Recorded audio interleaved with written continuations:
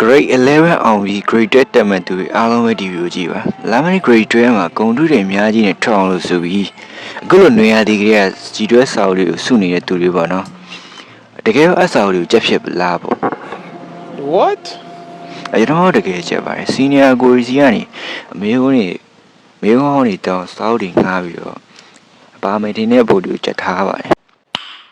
Nice. ကျွန်တော်ကျင်ရပါတော့အဲ့လိုမေကုန်းတွေဘယ်လောက်ပါမယ်ပြောကျွန်တော်ပါမယ်တင်တဲ့ပုံတွေပဲရွေးပြီးတော့ကြက်တတ်တာပေါ့နော်အဲ့လိုကျွန်တော်စာချက်နေတော့ကျွန်တော်ကိုတွေ့တော့ကျွန်တော်အားပေးစကားလေးတစ်ခုပြောလိုက်ပါတယ်မင်းဒီလိုကြက်နေလို့ရှိရင်တေချာဖို့စာမေးပွဲကြားမှာတယ်ဗျာ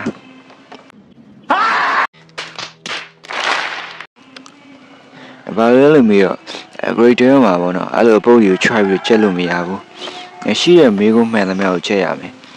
စာမေးပွဲနဲ့နေအမေးခွန်းတွေနေရာကိုပိုင်တဲ့အပုတ်ကိုပို့ပြီးတော့ဖိပြီးကြက်ကမယ်ဒီလိုကြက်မှအောင်မယ်တဲ့ဗျာ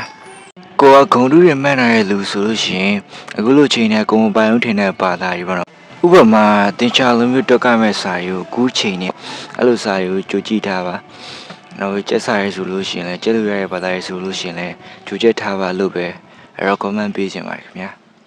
ဆိုတော့ကျွန်တော်လည်းဒီနေ့G12မှာဂုံတူးနဲ့သုံး၄ဘာသာလောက်မှန်းထားပါတယ်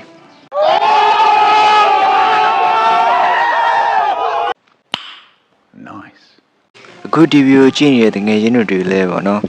ခုနေ့တက်မဲ့ Grade 12မှာဂုံတူးပဏ္ဍဘာသာလောက်မှန်းထားရဲဆိုတော့လည်း comment မှာရေးပေးခဲ့ပါအောင်ညာဆိုတော့အားလုံးပဲပညာပြည့်ဝနှလုံးလှတဲ့ Grade 12စာမေးပွဲကြီးကိုဂုံတူးအများကြီးနဲ့ဖြေဆိုနိုင်တဲ့အကြောင်းသားအကြောင်းသူများဖြစ်နိုင်ကြပါသည်ဗျာဆိုတော့ဒီနေ့ဗီဒီယိုလေးရတင်တော့ပါပဲခင်ဗျာနောက်ဗီဒီယိုမှာပြန်တွေ့ပါမယ်နော် bye